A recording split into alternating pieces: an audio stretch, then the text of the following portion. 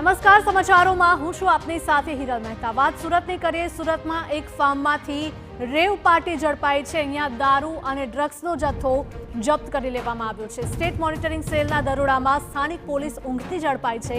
થાઈલેન્ડની 4 યુવતી સહિત સુરતના 3 યુવકો રેવ પાર્ટી કરતા ઝડપાયા। પોલીસે દારૂની બોટલો તેમજ એમડી ડ્રગ્સ પણ કબજે કર્યું। થાઈલેન્ડની યુવતીઓ કોણે બોલાવી, દારૂ અને ડ્રગ્સ સપ્લાયર કોણ છે તે અંગે પણ હવે તપાસ કરવામાં આવી રહી છે। સુરતની આ ઘટના ડુમસના આશીર્વાદ ફાર્મમાં રેવ પાર્ટીનો પર્દાફાશ થયો છે। સ્ટેટ મોનિટરિંગ સેલના દરોડામાં સ્થાનિક પોલીસ ઊંઘતી ઝડપાઈ છે। તો થાઈલેન્ડની 4 યુવતી સહિત સુરતના 3 યુવાન રેવ પાર્ટી કરતા ઝડપાયા છે। તો પોલીસે દારૂની બોટલો તેમજ એમડી ડ્રગ્સ પણ કબજે કર્યું છે।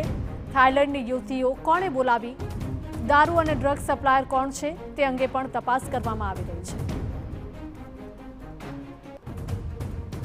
રાજ્યમાં ડ્રગ્સ અને દારૂનું દૂષણ દિવસે ને દિવસે ઘટવાના બદલે વધી રહ્યું છે અને વધુ એક બનાવ સામે આવ્યો છે સુરતમાંથી। સુરતના ડુમસના આશીર્વાદ ફાર્મની આ ઘટના છે કે જ્યાં રેવ પાર્ટી ચાલી રહી હતી અને સ્ટેટ મોનિટરિંગ સેલે આ રેવ પાર્ટીમાં ભંગ પાડ્યો હતો।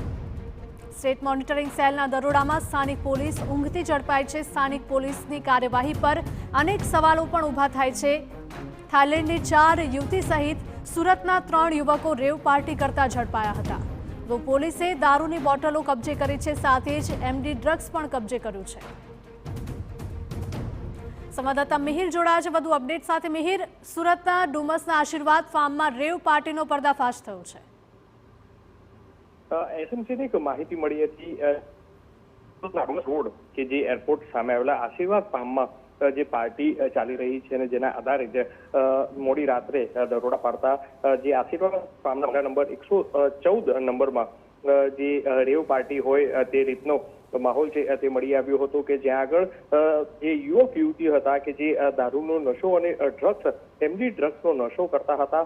જે 7 યુવક યુવતીઓની ધરપકડ કરી અને જોકે આ પાર્ટીનું આયોજન કરનાર ચિરાગ માળિયા જે વરાછાનો રહેવાસી છે તેને આખું આ પાર્ટીનું આયોજન કર્યું હતું।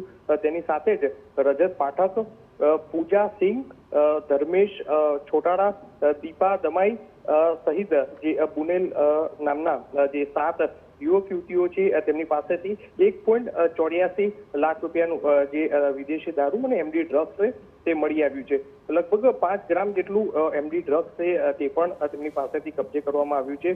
પાર્ટી જે આયોજન કરનાર છે તેની પણ અત્યારે હાલ પૂછપરછ ચાલી છે। 7 લોકોની ધરપકડ કરી અને હાલ એસએમસી દ્વારા વધુ તપાસ શરૂ કરી છે।